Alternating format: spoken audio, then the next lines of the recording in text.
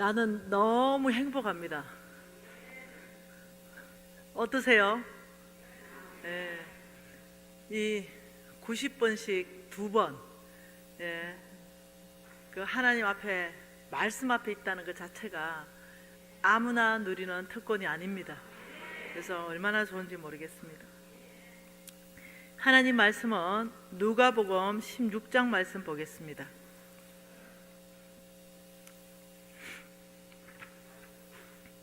누가복음 16장 12장 보겠습니다. 12장. 제가 준비한 거는 16장인데요. 제가 이렇게 메시지를 자꾸 바꾼다는 거 아시죠? 그 주께서 다르게 말씀할 때는 제가 준비한 걸 다 내려놓습니다. 누가복음 12장 가겠습니다. 누가복음 12장 15절부터 21절까지 천천히 의미를 생각하면서 읽도록 하겠습니다. 그들에게 이르시되 삼가 모든 탐심을 물리치라. 사람의 생명이 그 소유에 넉넉한 데 있지 아니하니라 하시고, 또 비유로 그들에게 말하여 이르시되 한 부자가 그 밭에 소출이 풍성하매 심중에 생각하여 이르되 내가 곡식 쌓아둘 곳이 없으니 어찌할까 하고, 또 이르되 내가 이렇게 하리라. 내 곡간을 헐고 더 크게 짓고 내 모든 곡식과 물건을 거기에 쌓아두리라.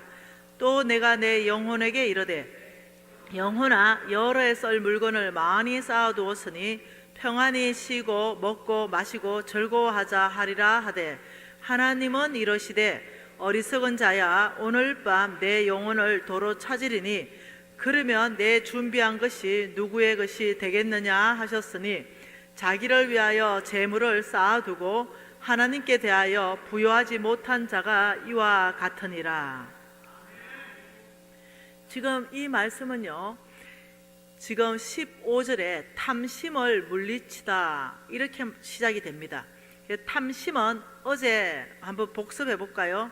어저께 탐심에 대해서 탐욕, 탐심은 없는 것을 더 가지고 싶은 것, 욕심은 있는 것을 더 가지고 싶은 것, 이거 두 개 합해 놓으면 탐욕. 그래, 이 탐욕에 잡혀버리면 우상 숭배하는 이런 죄에 빠지게 된다. 하나님이 아니라 돈을 사랑하고 돈을 쫓아가는 죄에 빠지게 된다. 그리고 급기야 믿음을 선택하는 것이 아니라 하나님을 배반하는 선택을 살 수밖에 없다. 이걸 성경적 기반에서 다 보았습니다. 돈을 사랑하면 일만하게 뿌리가 된다. 그래서 믿음에서 결과는 떠나버린다. 어제 우리가 이 성경적 기반 만몬을 보면서 다 봤습니다. 지금 오늘 말씀은요, 속부에 대한 말씀인데 기반을 어디를 하고 있냐면 뿌리를 만몬에 두고 있습니다. 이 만몬에게 장악되면 사람은 속부가 됩니다. 성경에는 4가지 스타일의 사람이 있습니다. 성부, 하나님의 나라에 쓰임받는 사람들입니다. 제물로 하나님이 만들어 가시는 거룩한 부자입니다. 속부, 세상에 속한 부자, 성빈, 하나님의 나라를 위하여 돈 버는 일에 종사하는 것이 아닌 사람들, 그리고 속빈, 세상에도 속해 있고 가난하게 사는 사람들. 우리의 목표는 성빈으로 살고 성부로 사는 게 우리의 목표입니다. 성부라는 것은 돈이 많아야 성부다, 이게 아닙니다. 성부의 출발은 주의 뜻대로 돈을 벌고 주의 뜻대로 돈을 쓰기 시작할 때 이 사람은 성부입니다. 그리고 결과에 대해서 하나님은 우리의 마음의 그릇의 폭만큼 많이 맡길 사람에게는 많이 맡기고 적게 맡길 사람에게는 적게 맡기시는 것은 우리가 얼마만큼 준비되느냐, 여기에 따라서 다르다고 알고 있습니다. 성부는 재물이 많아질 가능성이 큰데요, 이 성부는 재물이 아무리 많다 하더라도 삶의 라이프 스타일은 성빈으로 살아야 됩니다. 스스로 자족하면서 살아야 됩니다. 스스로 경계선을 가지고 살아야 돼요. 아니면 원이 자꾸자꾸 커집니다. 더 좋은 차, 더 좋은 집, 더 좋은 옷, 더 좋은 것, 이러기 때문에 잘못하면 이 성부는 속부로 갈 가능성이 큽니다. 그래서 이 성부들은 특히 삶의 라이프 스타일을 딱 정해서 나는 얼마면 되는지. 여러분 얼마면 되겠어요? 저는 정했어요. 내 용돈을 정했습니다. 하나님 앞에서. 10년 전에 정했는데 아직도 변화도 없어요. 제 용돈은 정확하게 주님 앞에서 제가 2천만 원을 정했습니다. 아버지 2천만 원은 제가 용돈으로 쓰겠습니다. 이렇게 정했어요. 그 2천만 원은 제가 갖고 나머지는 주님 나라에 제가 다 헌신하겠습니다. 그래서 그 2천만 원 가지고 저축도 하고 또 뭐 필요한 거 쓰기도 하고 이렇게 하고 있습니다. 우리 신랑은 얼마 구했어요? 이러니까 1억을 구했다더라고요. 그래서 내가 그 1억 구해서 뭐 할 건데? 이러니까 쓸 때 있대요. 그 1억을 어떻게 쓸 건데? 이러니까 사람들 좀 주고 싶대요. 그래서 1억을 하나님 주시면 참 좋겠다고 이렇게 얘기하더라고요. 저는 2천만 원 쓰고 있습니다. 그러니 얼마만큼 쓸 것인가 정해서 2억을 쓸 수도 있잖아요. 근데 그렇게 쓰지 않고 그냥 나는 매달 2천만 원만 쓰겠다라고 그냥 결정하는 거죠. 더 이상 안 쓰는 거예요. 이렇게 정해야 됩니다. 성부들 꼭 들으세요. 얼마면 되겠냐 해가 정확하게 정하는 게 좋습니다. 그리고 그 이상 안 쓰는 거예요. 그 이상은 하나님 나라의 대적의 성문을 취하는 바로 그곳에 다 내놓는 거예요. 그의 교회에다가 내놓는 겁니다. 그렇게 해서 나는 얼마면 되겠냐, 성빈으로, 성부는 성빈으로 사는 것이 성경적입니다. 그러면 성빈들은 뭘로 살아야 되나요? 성빈들은 성부로 살아야 됩니다. 믿음으로 사는 거 정답입니다. 자, 성빈들은 성부로 살아야 돼요. 성빈들에게는 성부를 통하여 공급되는 재정이 많습니다. 이것을 개인 주머니에 닦아 넣으면 안 된다는 거예요. 하나님 나라에 써야 되지 개인 주머니에 다 닦아 넣어가지고 목사님들이 어마어마한 부자가 됐다, 이거 좀 추상하지 않아요? 위에서 조상으로부터, 부모로부터, 내 성경은 조상으로부터 물려준다 그러거든요. 집과 땅은 조상으로부터 물려받는다 그래요. 성경은 유산을 남겨주라 그럽니다. 그런데 조상으로부터 어마어마한 돈을 받았다 이래도 목사님이 그 받은 걸 하나도 안 내놓고 계속 가지고 있은 것도 이해가 안 되고, 못 받았는데 엄청난 돈을 가지고 있는 것도 이해가 잘 안 돼요. 그죠? 안 그래요? 아무튼 저는 이해가 잘 안 돼요. 그래서 이 성빈들은요, 성부로 살아라, 이 말은 무슨 말이냐면 말 그대로 하나님 나라 확장하는데 많이 주라, 하나님이 맡긴 이것을 다 주면서 살아라, 나누면서 살아라, 이 말입니다. 그리고 교회가 작든 크든 상관없이 하나님께서는 이 성빈들을 잘 섬길 거에 대해서 여러 구절에 대해서 말합니다. 그렇기 때문에 이 목사님들이나 선교사님들이나 혹은 선교단체 전임 간사들이나 이들이 결핍이 있으면 안 됩니다. 결핍이 일어나면 안 됩니다. 이들의 교육, 자녀들의 교육, 이들의 모든 생활, 이런 모든 것에 있어 가지고 우리 하나님께서는 절대 이들이 결핍되지 않도록 하나님이 조치를 다 취해놨습니다. 그래서 교회는 돈을 버는데 종사하지 않는 성빈들을 정말로 잘 보살펴서 이들이 결핍이 일어나서 밭으로 일하러 가지 않게 해야 됩니다. 그래서 이것을 하나님은 균형을 주고 있는데요. 자, 오늘 볼 것은 뭐냐? 과연 나는 누구인가? 나는 성부인가? 성빈인가? 나는 속부인가? 속빈인가? 스스로 말씀 안에서부터 한번 진단해보고, 만일 내가 속부다라고 생각한다면은 우리는 나오미처럼 되돌아오면 되는 것입니다. 무슨 말 이해됐죠? 자, 한번 봐볼게요. 15절에 상가 모든 탐심을 물리치라. 왜 그러냐면요, 이 사람들은요 속부기 때문에, 그 밑에 모든 말씀이 16절부터 시작해가 21절까지 속부에 대한 말씀을 하기 때문에, 탐심에 잡혔기 때문에, 못 물리쳤기 때문에 너희들이 속부가 되었다, 속부는 이런 사람이다 하는 정의를 말하고 있습니다. 그 16절에 뭐라고 말하냐면, 또 비유로 그들에게 말하여 이르시되, 하나님 나라의 비밀은 몽땅 예수님께서 비유로 말씀하셨어요. 그래서 비유로 말씀하신 모든 말씀은, 어마무시하게 중요한 말씀들은 몽땅 하나님의 나라입니다. 그래서 이 비유로 말씀하신 모든 것은 계시가 들어가야 됩니다. 하나님 나라의 비밀들을 싹 비유로 말씀하셨어요. 뭐라고 하셨냐면, 한 부자가 있는데 그 밭에 소출이 풍성했다. 이걸 그림으로 한번 그려볼게요. 지금 이렇게 말하는 겁니다. 한 부자가 있었는데 여기에 이 사람이 부자예요. 이 사람이 성분지 속분지는 모릅니다. 그냥 부자예요. 이 부자가 있었는데 하나님께서 이 부자를 축복해 주셨습니다. 왜냐하면 그 밭에 소출이 풍성했다 이렇게 말했어요. 씨를 뿌리는 것은 저와 여러분의 목이지만 비주고 햇볕 져서 열매를 맺는 것은 오직 하나님의 소관입니다. 하나님이 그 축복 안 하면요 열매가 안 맺어집니다.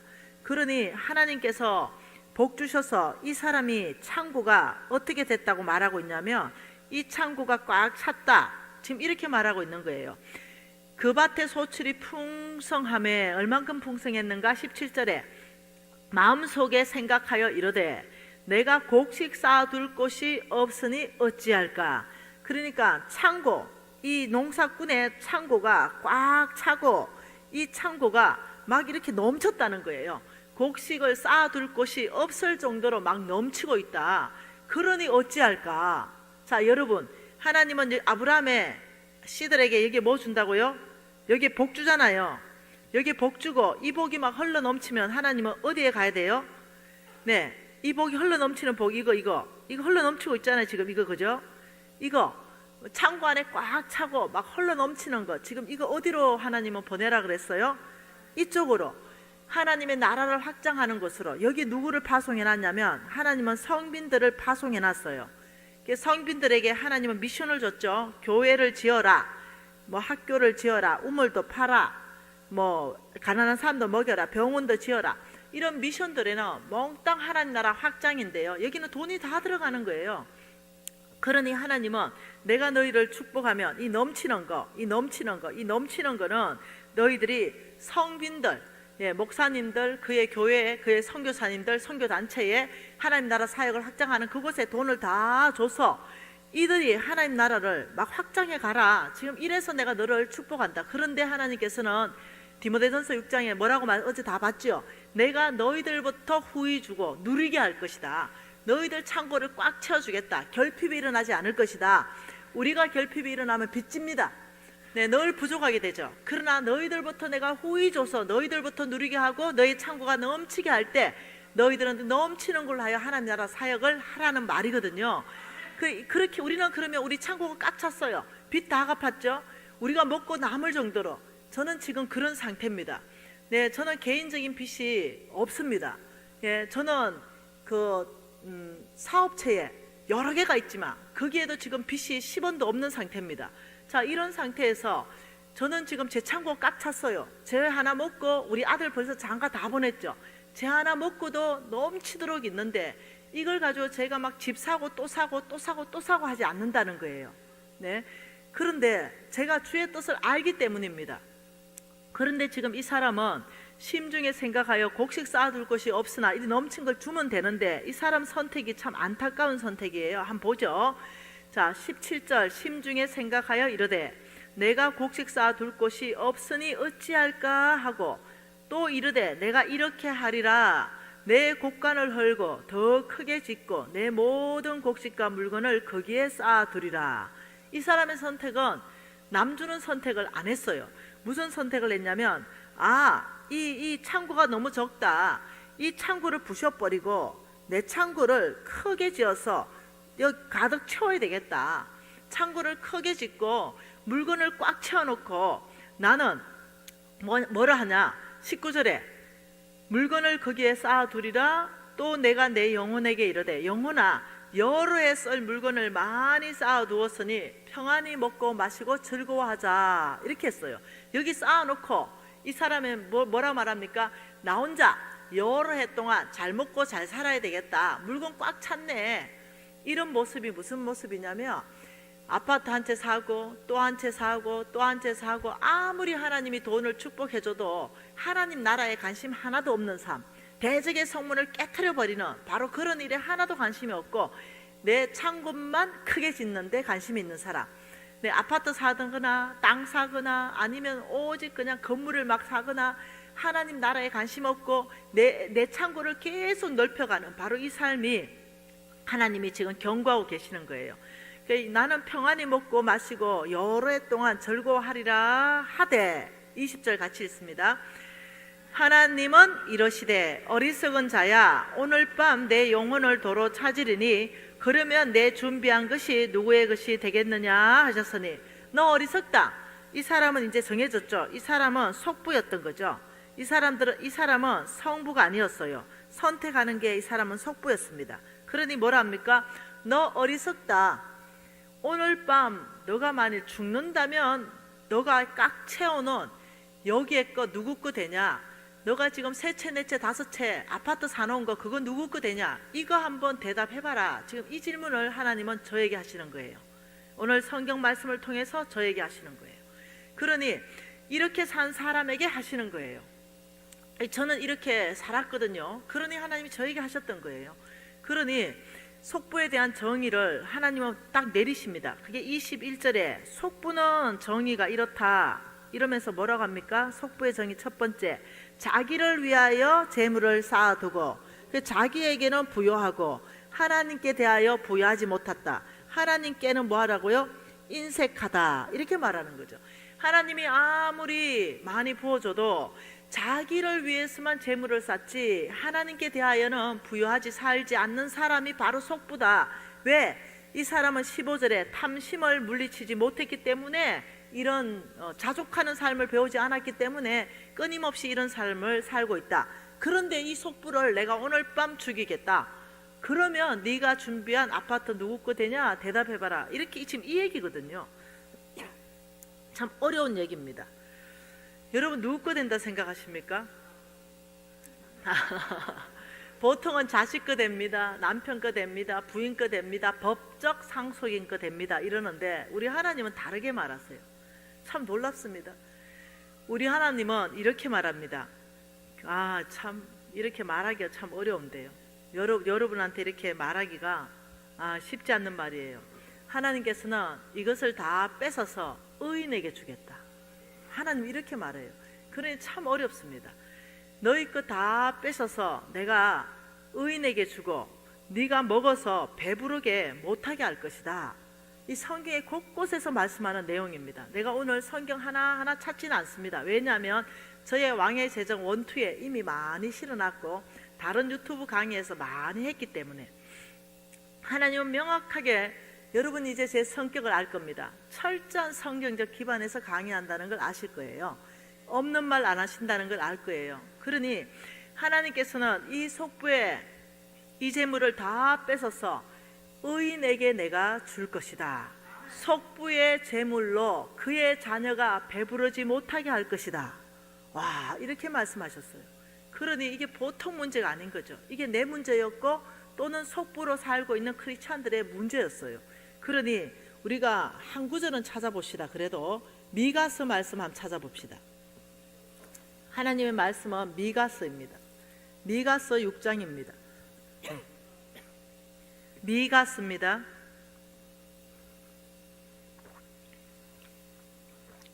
미가 6장. 이 속부를 하나님께서는 명확하게 속부를 악인이라고 규정합니다. 악인. 미가서 6장 10절, 11절, 12절 같이 한번 읽어볼게요. 악인의 집에 아직도 미가서입니다. 미가서. 미가서 6장 10절입니다. 미가서 못 찾아요? 찾았어요? 미가서 6장 10절입니다. 악인의 집에 아직도 불의한 재물이 있느냐? 축소시킨 가정한 에바가 있느냐? 내가 만일 부정한 저울을 썼거나 주머니에 거짓 저울추를 두었으면 깨끗하겠느냐? 그 부자가 누굽니까? 10절에 악인을 말합니다. 속부를 악인, 그 부자라고 말하죠. 그 부자들은 강포가 가득하고 그 주민들은 거짓을 말하니 혀가 입에서 거짓되도다. 그러니 속부에 대한 정의 두 번째가 나왔죠. 뭐라고 말합니까? 부정직한 삶을 말합니다. 부정직, 속부. 왜 부정직한 삶을 삽니까? 이 기반이, 속부의 기반은 어디서부터 온다고요? 만몬에서부터 온다 그랬어요. 그래, 만몬의 영향력 중에 첫 번째가 부정직한 삶이에요. 그래서 악인들의 집에 불의한 재물 가정한 에바가 있다는 거예요. 부정직한 저울 거짓 주얼추를 쓴다는 것입니다. 그래서 그 악인 거부자들은 강포가 있고 거짓말을 하고 그 입이 거짓되고 그 물건들 만드는 물건들이 거짓되고 이렇게 할 수 있다는 거예요. 그러니 자, 지금 칠판을 보면서 속부에 대한 정의 두 가지를 우리가 한번 외워버리십시다. 지금 속부는 뭐라고요? 첫 번째, 자기에게는 부요하고 하나님께는 인색하면 속부이다. 두 번째, 부정직한 삶으로 돈만을 위해서 쫓아가는 삶은 속부이다. 네, 이렇게 말했어요. 그러니까 13절에 뭐라 그럽니까? 그러므로 이 말입니다. 너희들이 속부임으로 이 말이에요. 그러므로 속부임으로 내가 너에게 나도 너를 쳐서 첫째 병들게 하겠다. 참 어려운 말이에요. 진짜 하고 싶지 않는 말입니다. 첫 번째, 속부의 결과에 대해서 주님께서 말씀하는 것이 병을 보낼 수 있다. 병. 너희가 이렇게 속부로 삶으로 그러므로 여러분 그러므로는 결과거든요. 항상 그러므로 내가 너를 쳐서 병들게 하였으며 내 죄로 말미암아 너를 황폐하게 하였다. 어떻게 황폐했는가 볼까요? 14절 같이 읽으시다. 내가 먹어도 배부르지 못하고 항상 속이 비일 것이며 내가 감추어도 보존되지 못하겠고 보존된 것은 내가 칼에 붙일 것이며 내가 씨를 뿌려도 추수하지 못할 것이며 감람 열매를 밟아도 기름을 내 몸에 바르지 못할 것이며 포도를 밟아도 술을 마시지 못하리라. 두 번째는 너희들의 모든 재산을 너희 끝내겠다. 참 어려워요. 저는 속부 강의할 때마다 참 심장이 참 어렵습니다. 너희들이 속부임으로 내가 너를 쳐서 병들게 하고 너의 이 속부임으로 그게 죄다. 그렇기 때문에 내가 너를 황폐하게 하였나니 너는 먹어서 배부르지 못하고 항상 속이 빈다.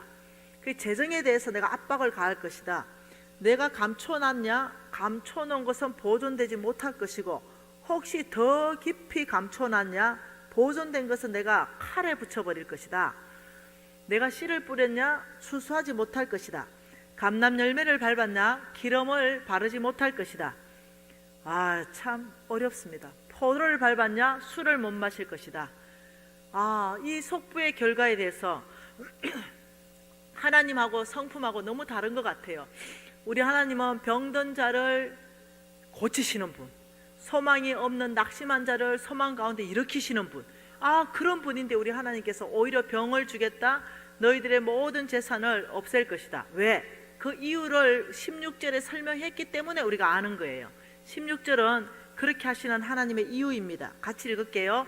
너희가 오므리의 율례와 아합의 집의 모든 예법을 지키고 그들의 전통을 따랐으니 내가 너희를 황폐하게 하였다. 너희가 오므리의 율례, 속부는 어떠냐? 오므리의 율례를 따라가는 삶이다. 아합의 집의 모든 예법을 지키는 삶이다. 이게 바로 속부다. 이렇게 말하는 거죠. 참 어렵습니다. 여러분, 오므리가 누굽니까? 오므리는 아합의 아버지입니다. 아합은 부인은 이사벨이에요. 그러니 이 이사벨의 법을 따라갔다. 아합의 법을 따라갔다. 이 말은 이사벨이 섬겼던 그 신의 이름이 맘몬이거든요. 바알 신이거든요. 다산의 신이에요. 그러니 너희들이 속부로 사는 이유는 맘몬에게 딱 잡혀가지고 너희들 주인이 완전히 바뀌어 있고 너희가 오므리의 율례와 아합의 예법을 따라가는 그 이사벨을 따라가는 그 삶을 살고 있다. 그러니 내가 너희들을 황폐하게 하면 제가 오늘 시편으로 고백했잖아요. 시편 119편으로 고난 당하기 전에는 내가 그릇 행하였더니 고난이 내게 유익이라. 고난 당한 이후에는 내가 여호와의 율례를 내가 배웠노라. 이렇게 고난을 당하면 놀랍죠. 주께로 돌아옵니다. 너희들이 아합의 예법과 오므리의 율례를 다 따라가가 이사벨에 섬기는 바로 그 신, 맘몬 신을 섬기는 돈을 위해서, 돈에 의해서 이렇게 사는 삶에서 내가 너를 건져낼 수 있는 방법이다, 이 말이에요. 왜요? 말로 하면 잘 안 돌아와요. 그러니 너희들한테 이 두 가지를 행할 때는 너희들이 놀랍게 돌아온다. 아우, 제 삶에 다 있었던 일 아니겠어요? 그래서 제가 주님 앞에 납작 엎드려졌던 거 아니겠어요? 아, 제가 또 고집이요, 보통 고집이 아니에요. 하나님이 저 같은 사람 쓰신다고 욕 보셨어요. 네, 이거 고집 있지요. 성격도 보통 아니지요. 지금 보통처럼 보입니까? 네. 성격 보통 아니지요. 고집 보통 아니지요. 그러니 하나님께 제가 이게 눌리는 거예요. 왜냐? 제가 설교 말씀 들으면서 성령께서 말씀하셨거든요. 저에게 다윗이 사울의 왕복의 옷자락을 싹 뱉을 때 성령이 다윗의 모에 양심에 말했죠. 이놈, 내가 세운 왕권에 네가 도전하느냐? 이래가 다윗이 실급했죠. 그리고 다시는 왕권에 도전하지 않고 사울을 손대지 않죠. 그리고 하나님이 기름 부어 세운 자를 내가 손을 대서 치는 것을 하나님이 금했습니다. 이 고백이 나오죠. 그리고는 뭐라 합니까? 전쟁에 나가서 죽던 병들어 졌던 여호와의 소견이라 자기가 치지 않기로 결정하죠. 이 다윗은 알아들었어요. 이 양심의 성령께서 하시는 말씀을 알아듣고 회개하고 돌이켰어요. 근데 저도 교회 다니면서 부정직하게 사업하면 안 된다 이런 얘기 다 알아들었거든요. 내가 부정직하게 했기 때문에 양심에 찔렸거든요. 뇌물 쓰지 말라고 했는데 제가 뇌물을 썼거든요. 뇌물을 쓰면 밝은 자의 눈을 어둡게 하고 의인의 말을 굳게 한다는 그 말씀을 제가 다 배웠거든요. 그럼에도 불구하고 회개하고 안 돌이키는 거예요. 그냥 나는 나대로 사는 거예요. 말씀은 말씀이고 내 사업은 그냥 나대로 하는 거예요. 근데 이러다가 하나님이 눌렀죠. 내게 많은 신호를 주셨거든요. 양심의 찔림으로도 신호를 주셨고, 이거는 본인만 알잖아요. 이거 주님이 지금 나한테 신호 주는 건데, 근데 제가 그걸 가볍게 생각하는 거예요. 불치병 걸리고 나니까요, 간절해지대요. 병원에서 고친다 이러면요, 그것도 덜 간절해요. 고치면 되니까. 병원에서 못 고칩니다 이래 되니까요, 새벽 기도부터 회복되고요. 아시죠? 기도하는 양이 달라지고요. 그 기도하는 목소리가 달라지고요. 주님 앞에 간절해지고요. 이게 사람이에요. 여러분, 하나님께서는 아는 게 하나 있습니다. 하나님은 사랑이시라. 하나님이 우리에게 병을 보내기 위해서 보내는 게 아니라는 거예요. 우리를 고치기 위해서, 우리를 돌이키기 위해서. 대부분 하나님이 병 보내는 것보다는요, 스스로 병을 얻는 경우가 훨씬 더 많습니다. 대부분 하나님께서 재산을 없애는 것보다는요, 이런 나오미처럼 스스로 어떠냐면은 잘못된 하나님의 한중한 하나님의 뜻 한가운데서 벗어나는 삶, 이런 삶으로 넉넉했다가 텅 비어버리는 거. 그 대부분 보면요, 하나님의 뜻대로 안 살아서 그래요. 하나님이 누르는 게 아니라 내 스스로가 하나님의 뜻에서 완전히 벗어난 삶으로 인해서 다 비워버리고, 성경이 예언해놨거든요. 그런 사람들의 모든 재산은 날아갈 것이다. 하나님께서는 또 엄격하게 말합니다. 계속적으로 속부로 산다면 내가 네 손에서부터 그 속부의 재물은 취해서 의인에게 줄 것이다. 이거 참 이 보통 일이 아닌 거죠. 어렵습니다. 하나님께서 느헤미야에서 이렇게 말합니다. 한번 보죠. 느헤미야입니다. 느헤미야 5장입니다. 느헤미야 5장 1절부터 13절 말씀, 나중에 여러분들이 읽어보세요. 1절, 느헤미야 5장 1절부터 13절 말씀은 쭉 무슨 말이냐면요, 10절 한 절만 읽겠습니다. 9절 같이 읽어볼까요? 내가 또 이르되 너희의 소행이 좋지 못하다. 너희들의 소행이 참 좋지 못하다. 10절에요. 나와 내 형제와 종자들도 역시 돈과 양식을 백성에게 꾸어 주거니와 우리가 그 이자 받기를 거치자.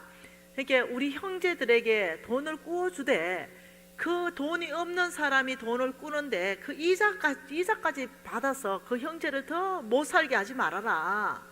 이런 얘기를 담고 있습니다. 그리고 신명기 15장도 한번 읽어보십시다. 신명기 15장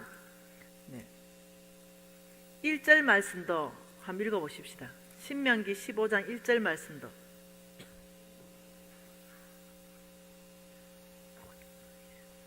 이것도 뭐냐면은 매 7년 끝에 면제하라, 면제를 선포하라, 그의 형제에게 독촉하지 말라, 내 이웃이나 내 형제에게 독촉하지 말아라.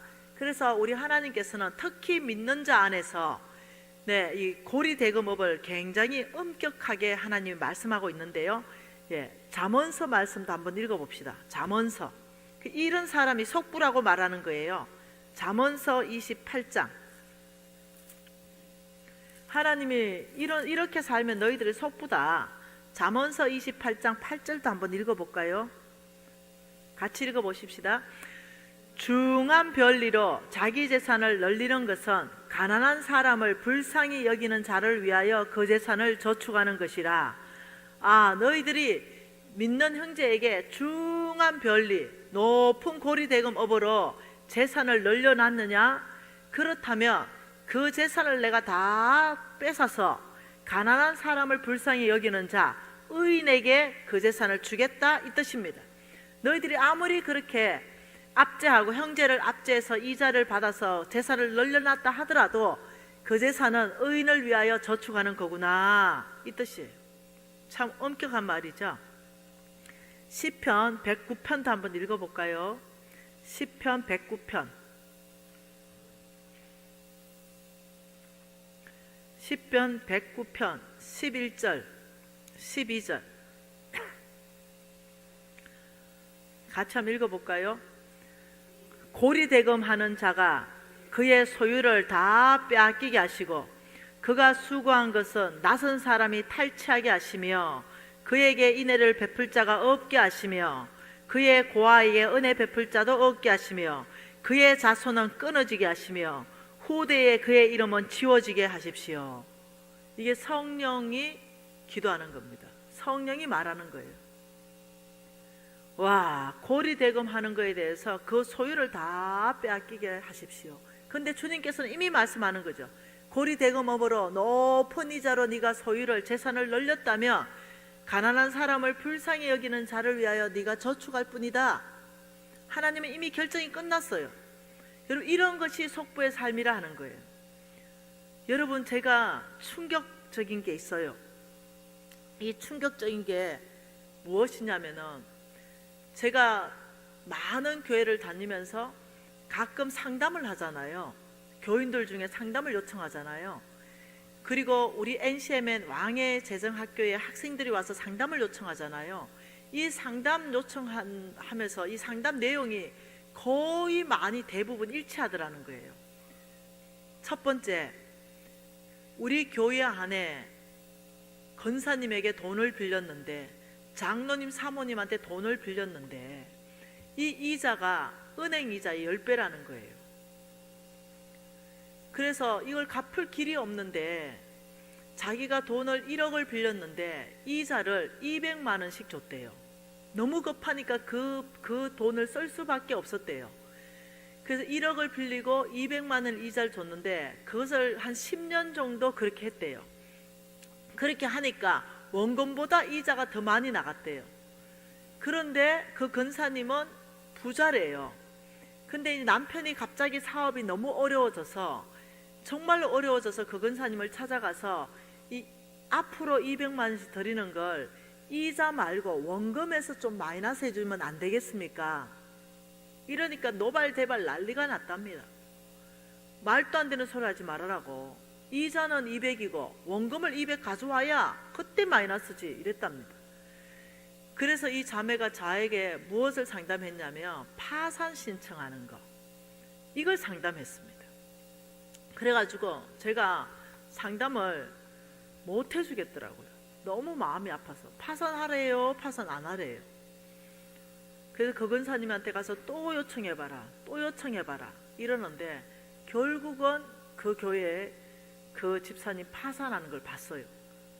그리고 그 학생이 우리 재정학교에 왔었어요. 너무너무 마음이 아픈 사건이었어요.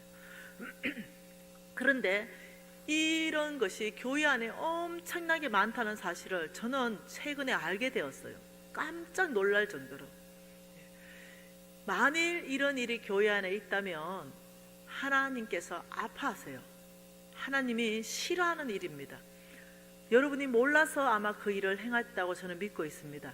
그러니 오늘 아셨으니 높은 이자 받으시는 걸 거치십시오. 그리고 그 빌려간 사람에게 원금을 갚아라고 말씀하십시오. 그리고 그 사람이 혹시 너무나 가난하다면 이제까지 이자 받은 것도 어느 정도 좀 탕감 좀 해주십시오. 원금에서 그 사람이 살 수 있도록 좀 해주십시오. 하나님께서는 그런 자를 축복하십니다. 여러분, 누가복음 16장에는 어떤 말씀이 있냐면요, 부자와 거지 나사로 이야기가 있습니다. 여러분 너무 잘 아는 이야기예요. 한번 찾아보죠. 누가복음 16장입니다. 누가복음 16장 거지와 나사로 이야기. 그 누가복음 16장 19절에 이렇게 말합니다. 한 부자가 있어 자색 옷과 고운 베옷을 입고 날마다 화롭게 즐기더라. 그런데 나사로라 이름하는 한 거지가 헌데투성이로 그의 대문 앞에 버려졌다.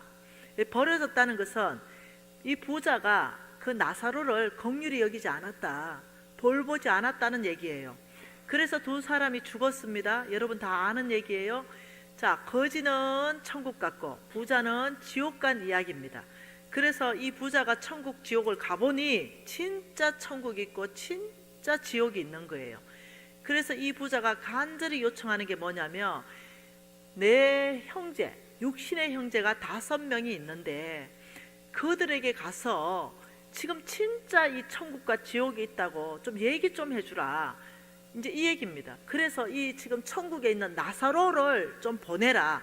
죽은 자가 벌떡 일어나서 내 형제에게 가서 말하면은 내 형제들이 회개하고 돌이킬 거 아닙니까? 나는 너무 고통스럽습니다. 저 부자가 지옥불에서 물 한 방울만 좀 찍어서 내 혀를 적셔주세요. 이런 지금 고통 가운데 있었어요. 그러니 놀랍도록 뭐라고 말하냐면 이렇게 말합니다. 31절에 모세와 선지자들에게 듣지 아니하면 비록 죽은 자 가운데서 살아난 자가 있어도 근함을 받지 않는다. 그만큼 마음이 완악하다는 거예요. 모세와 선지자는 말씀을 말하는 거죠. 이 하나님의 말씀에서부터, 구약의 말씀에서부터, 이 하나님의 말씀에서부터 너희들이 근함, 정말 제가 지금 이렇게 말하고 있잖아요. 이 말씀을 통해서 너희들의 마음에 근함을 받고 돌이키지 않으면 죽은 나사로가, 거지 나사로가 일어나서 내가 진짜 갔는데 너희 형님이 지옥이 있습니다 해도 안 듣는다는 거예요. 말씀 듣고 회개하라는 이 말입니다. 근데 이 사람 두 사람이 천국과 지옥이 어디에서 갈렸습니까? 재물을 어떻게 썼느냐에 대해서 갈려버린 거예요. 한 구절 한번 더 봐볼까요? 마태복음요. 마태복음 25장도 참 놀랍게 말씀합니다. 안타까운 말씀이죠.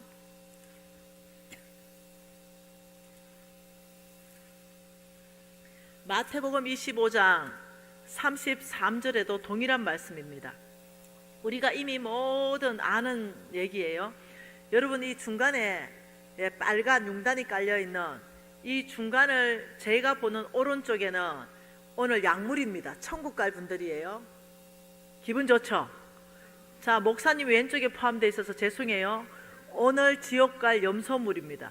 자, 이것이 실질적으로 일어날 일입니다. 우리가 예수님 앞에 서면 너 오른쪽, 너 왼쪽. 예수님이 쭉정이와 알곡을 뽑지 말아라. 쭉정이 뽑다가 알곡 다친다. 내가 그날에 다 구분할 거다. 양과 염소로도 구분합니다. 알곡과 쭉정이로 구분해요. 그래서 33절 같이 읽을게요. 양은 그 오른편에, 염소는 그 왼편에 두리라. 자, 34절 읽습니다. 그때의 임금이 그 오른편에 있는 자들에게 이르시되 내 아버지께 복받은 자들이야, 나와 창세로부터 너희를 위하여 예비된 나라를 상속받아라. 뭘 받는 거예요? 천국, 하나님의 나라 천국. 창세로부터 너희를 위하여 내가 예비한 천국을 상속받아라. 그러면서 이유를 말합니다. 35절 36절에 내가 줄일 때 너희가 먹을 것을 주었고 목마를 때 마시게 하였고 나그네 되었을 때 영접하였고 헐 벗었을 때 옷을 입혔고 병 들었을 때 돌보았고 옥에 갇혔을 때 와보았다. 이에 의인들이 대답하되 주님, 우리가 언제 주께서 줄인 거 보시고 음식 대접했어요? 기억 안 나는데요? 그러니 예수님께서 40절에 뭐랍니까? 임금이 대답하여 이르시되 내가 진실로 너희에게 이르노니 너희가 여기에 내 형제 중에 지극히 작은 자 하나에게 한 것이 곧 나에게 한 것이란다. 그러니까 이 의인들은 지극히 작은 자, 정말 가난한 자를 섬기는 삶을 살았다. 내가 너의 그 믿음으로 사는 걸 다 봤어. 너희들은 만문을 따라가는 삶이 아니라 가난한 자한테 주라 할 때 너희 떡을 나눠주는 걸 내가 다 봤어. 바로 그 가난한 자에 섬기는 것이 믿음대로 했기 때문에, 나의 말씀에 순종했기 때문에 예수를 섬긴 거야.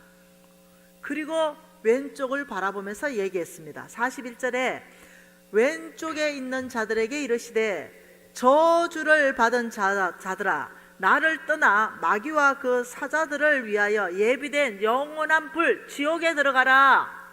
왼쪽 기분 어때요? 너무 황당한 거예요.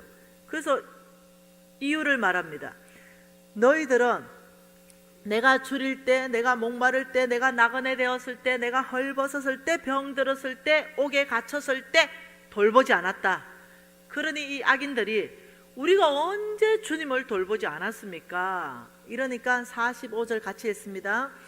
이에 임금이 대답하여 이르시되 내가 진실로 너희에게 이르노니 이 지극히 작은 자 하나에게 하지 아니한 것이 곧 나에게 하지 아니한 것이라 하시리니. 46절 같이 있습니다. 그들은 영벌에 의인들은 영생에 들어가리라 하시니라. 와, 여러분이 천국과 지옥, 영생과 또 이 지옥, 이 영원한 불, 너희를 위하여 처음부터 예비된 나라, 이런 걸 말하면서 그 중심을 가만히 보면은 뭐냐면 돈 이야기를 가지고 풀어가시죠. 돈을 가지고 어떻게 썼냐? 너만을 위해서 썼냐? 정말 하나님의 나라의 대적의 성문이 깨트려지는 정말 그 가난한 사람, 절대 필요가 있는 사람, 그들을 정말 너희들이 도와줬냐? 이게 지금 네가 돈신을 섬겼냐? 네가 속부로 살았냐? 너가 정말 주인이 바뀐 삶을 살았냐? 너희들의 돈이 어디 가는가 보면 너희들 마음이 다 보인다. 내 보물이 있는 곳에 내 마음이 있느니라.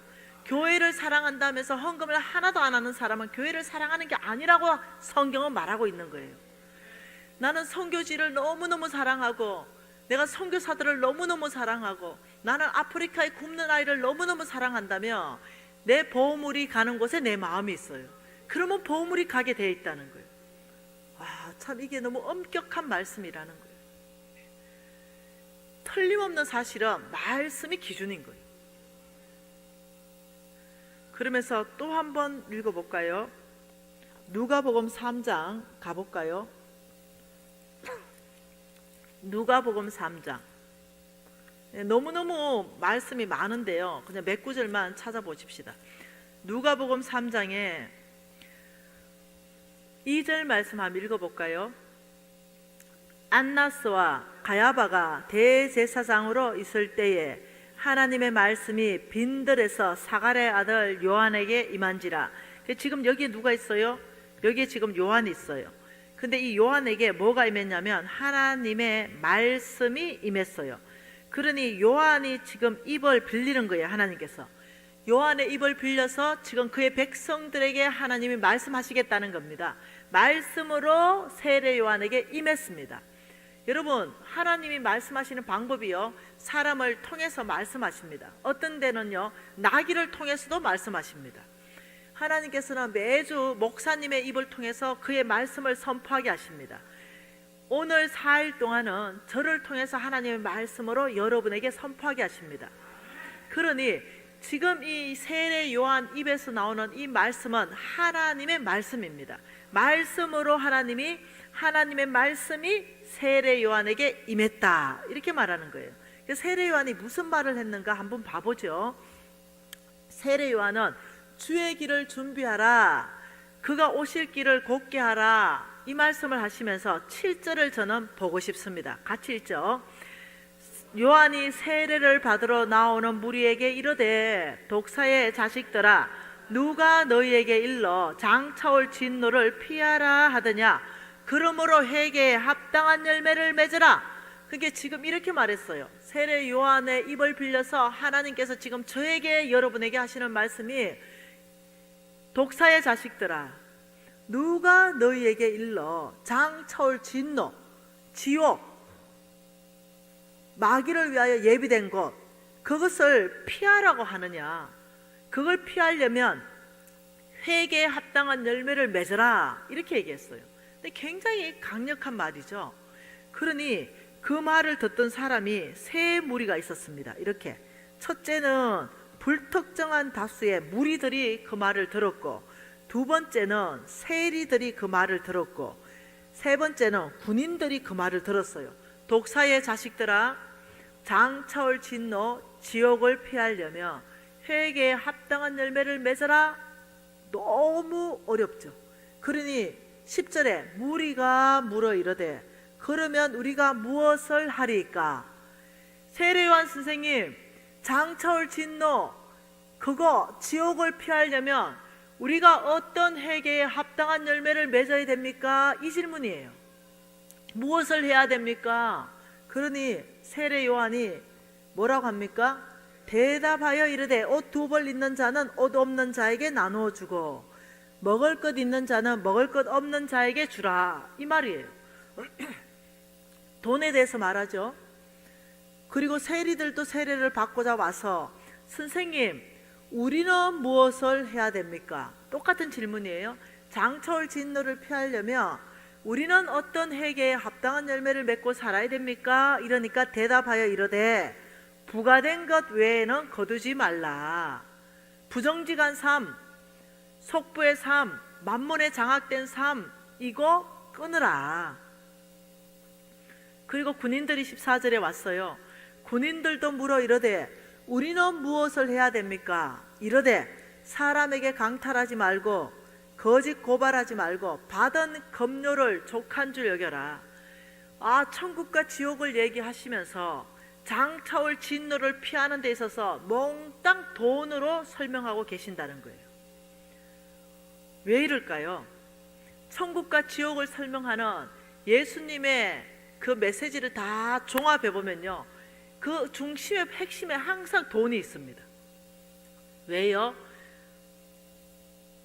한 사람이 두 주인은 섬기지 못할 것이니 하나님과 재물을 겸하여 섬길 수 없느니라. 하나님께서는 저와 여러분에게 무엇을 요청하냐면 하나님을 섬길 것인가, 돈신을 쫓아갈 것인가 결단하라. 그것이 바로 너의 미래가 될 것이다. 영원한 나라에 상급을 받든지 아니면 영원한 지옥불에 들어가든지 너희들이 교회는 나올 수 있다. 그러나 교회 나온다고 다 믿음으로 사는 건 아니다. 여러분, 믿음이라는 것은 하나님 말씀 듣고 사는 거예요. 믿음이라는 것은 하나님 음성 따라 사는 거죠. 이게 믿음이거든요. 믿음은 자동적이다, 자동적이지 않다. 믿음은 자동적이지 않다. 절대로 믿음은 자동적이지 않다. 하나님 말씀하신 거에 대해서 내가 순종할 때 내가 믿음이다. 저것을 따먹지 마라 선악과, 나머지 다 먹어라. 그런데 따먹음으로 말미암아서 죄의 종이 됐어요. 너희가 누구의 말에 순종함을 받으면 그 순종함을 받는 자의 종이 되는지를 알지 못하느냐. 하나님의 관심은 우리의 중심입니다. 우리가 하나님의 메시지를 듣고 하나님의 자녀로 빛나게 살 것인가, 아니면 사탄의 메시지 속부로 가면서 정말 추하게 살 것인가, 나 하나 잘 먹기 위해서 모든 사람을 밟고 올라갈 것인가, 하나님의 이 아름다움이 드러나지 않고 대적의 성문이 깨어지지 않고 이런 삶을 살 것인가. 믿음은 어떻게 자동적이지 않냐. 첫째, 권위, 영적 권위가 크다. 영적 권위가 크다. 이런 사람 누굽니까? 목사님들, 장로님들, 권사님들, 선교사님들, 정신 바짝 차리세요. 내가 영적 권위가 큰 목사다 라고 해서 믿음으로 자동적으로 사라지는 게 아니에요. 이 타이틀이 있다고 해서 자동적으로 내가 믿음의 사람이 아니라는 거예요. 여러분, 큰 영적 목사님들도 믿음 없는 목사님 있을 수 있다는 겁니다. 믿음 없는 장로, 믿음 없는 권사 있을 수 있다는 거예요. 믿음은 절대로 이 영적 권위가 보장해 주지 않는다는 것입니다. 그러니 누구 하나도 자유할 수 없고 매 순간 믿음으로 선택하는 삶을 살아야 된다는 거예요. 우리는 너무나 섣불리 목사다, 장로다, 선교사다, 근사다 이러며 저 사람은 믿음 있는 사람, 너무나 섣불리 생각한다는 거죠. 아니요, 예수 믿은 지 1년밖에 안 되는 그 사람이 믿음의 사람인지 누가 합니까? 먼저 된 자 나중 되고 나중 된 자 먼저 될 수 있습니다. 그러니 지금 이때의 목사들은, 이때의 장로들은, 이때의 권사들은, 이때의 선교사들은 정신을 바짝 차려서 내가 진짜 믿음의 사람인가, 아니면 내가 세상 사람보다 더 세상 사람인가 말씀 앞에 점검해 봐야 되는 것입니다. 두 번째요, 내가 신앙의 연수가 많다. 내가 신앙의 연수가 10년 돼서 20년 돼서 나는 50년 돼서 모태 신앙이야, 나는 몇 대야. 신앙의 연수가 아무리 많다 하더라도 이것이 자동적으로 믿음을 보장해 주지 않습니다. 여러분이 모태 신앙이라 하더라도 믿음 없는 모태 신앙, 얼마나 모태 신앙들이 믿음 없었으면 먼 신앙이라 했겠어요. 아니요, 우리 집이 예수 몇 대째입니다. 아니요, 그래도 그것이 신앙의 연수가 아무리 많다 하더라도 그것이 자동적으로 이 사람을 보장해주는 믿음의 사람이 아니라는 것입니다. 세 번째는요, 나는 하나님의 말씀에 대해서 무지 많이 안다. 말씀을 무지하게 많이 안다. 여러분, 신학자들은 말씀을 무지하게 많이 알죠. 여러분, 바리새인들은 말씀을 무지하게 많이 알죠. 그런데 우리 예수님께서 해칠한 무덤이라고 했습니다. 믿음 없음을 책망했어요. 신학자들 조심해야 됩니다. 지식이 나를 장악하는 경우가 있어요. 아니요, 아무리 말씀을 많이 안다 하더라도 그 말씀 많이 아는 것으로는 자동적인 믿음의 사람이 되는 게 아니라는 것이에요. 여러분, 누구도 자유할 수 없습니다. 아무리 영적 권위가 커도, 아무리 말씀을 많이 알아도, 아무리 신앙의 어떤 몇 대, 5대, 6대자 된다 하더라도 내가 믿음으로 선택하는 삶을 사느냐 안 사느냐, 내가 하나님 말씀에 순종하느냐 순종하지 않느냐, 저는 평신도보다 목사님들, 장로님들, 선교사님들 훨씬 더 하나님께 책망받는다고 믿고 있습니다. 왜냐하면 하나님이 성경에 그렇게 기록했거든요. 내가 많이 맡긴 자에게 많이 찾을 것이다. 그리고 매도 많이 맞을 거다. 그러니 지금 이때 왜 한국교회나 전 세계 열방에 있는 교회들이 이 힘을 잃어갑니까? 주께서 말씀하시길 먼저 행하고 가르치라. 거기에서 파워가 나온다. 내가 먼저 믿음으로 살고 성도들 전체에게 믿음을 가르칠 때 거기에서부터 파워가 나오는 거예요. 행함이 없는 믿음은 죽은 믿음이요, 실천하지도 않으면서 공부했는 지식으로 가르치면 그 누구나 가르칠 수 있는 거죠. 주의 종은 그게 아닙니다. 하나님의 말씀에 목숨 거는 겁니다. 하나님이 이렇게 살아라면 이렇게 사는 것이에요. 하나님이 저렇게 살아라면 저렇게 사는 것입니다. 많은 오류에 빠져서 내가 영적 권위가 이렇게 많은데, 내가 이렇게 큰데, 이렇게 유명한데, 이렇게 큰 교회에 담임 목사인데 나는 자동적으로 믿음의 사람으로 존경받지요. 그날에 우리가 주님 앞에 있을 때 그 목사님 안 보일 수 있다니까요. 여러분, 우리는 주님 앞에 나오미처럼 정직하게 나와야 되겠습니다. 나오미처럼, 아버지, 제가 하나님 뜻 한가운데 있는 유다 베들레헴을 떠났습니다. 아버지, 저는 모압 땅으로 갔습니다. 금오서 신이 있는, 아버지, 저는 만몬 신을 섬겼습니다. 돈을 좋아했습니다. 아버지, 하나님의 사역비를 개인 주머니에 넣어서 제가 횡령했습니다. 정확하게 주님 앞에 나가야 되죠. 그리고 하나님의 은혜를 입어야 되죠. 용서해달라 해야 되죠. 간절하게 부르짖어야 되죠. 이때 하나님께서 보리밭을 예비하면서 희락을 주시고 풍성한 열매를 주시면서, 아들아 딸아, 내가 너를 용서한다. 내가 다시 너의 갈급한 심정 가운데 내가 바닷 가운데 길을 낼 것이다. 강약 가운데 길을 낼 것이다. 사막에 강을 터져 나오게 할 것이다. 이사야 44장 2, 3절에 목마른 자에게 물을 줄 것이다. 여러분 어떻게 사실래요? 장로님들 어떻게 사실래요? 내가 장로네, 존경받죠. 하나님이 말씀했죠. 장로들을 존경하라. 그러나 말씀 맡은 장로를 더 존경해라. 하나님이 명확하게 성경에 그렇게 기록했죠. 장로들을 존경하는 것이 마땅합니다. 말씀 맡은 장로, 특히 목사님들은 더 존경해야 되는 게 마땅합니다. 그러나 주님 앞에 부끄럽지 않습니까? 이 말씀 앞에 부끄럽지 않으세요? 그냥 내 신분이 존경받는 이 자리에 앉는 것 자체가 주님 앞에 창피하지 않으세요? 여러분, 지금은 목사든 장로든 선교사든 회개할 때이고, 모든 우리 평신들하고 알고 있는 우리 성도들 회개할 때입니다. 다시 한번 주님 앞에 와서 부르짖으면서, 아버지, 제가 믿음을 잃어버렸습니다. 제가 바로 나옴입니다. 아버지, 제가 바로 삼손이에요. 주께서 주신 바로 그 능력, 그 드릴라의 품에서 다 잃어버렸습니다. 그 세상 품에서 잃어버렸어요. 하나님 중간에 한 뜻, 하나님의 뜻 한 중간에 제가 그 존을 벗어났습니다. 아버지, 회개합니다.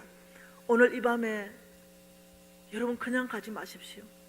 오늘 이 밤에 나오미처럼 돌아와서 보리밭을 얻기를 원합니다. 삼손처럼 돌아와서 다시금 내 머리가 자라나는 그 일이 있기를 원합니다. 이것은 오직 믿음으로 사는 삶입니다. 주께로 돌아오는 것입니다. 오늘 이 밤에 여러분 진심으로 기도하고 싶어요. 아버지, 저는 다시 살고 싶습니다. 능력의 삶을 살고 싶습니다. 기쁨의 삶을 살고 싶습니다. 마라가 아니라 나오미가 되고 싶습니다. 아버지, 저를 회복시켜 주십시오. 여러분 주여 삼창하고 우리가 진심으로 통성으로 기도하고 싶습니다. 주여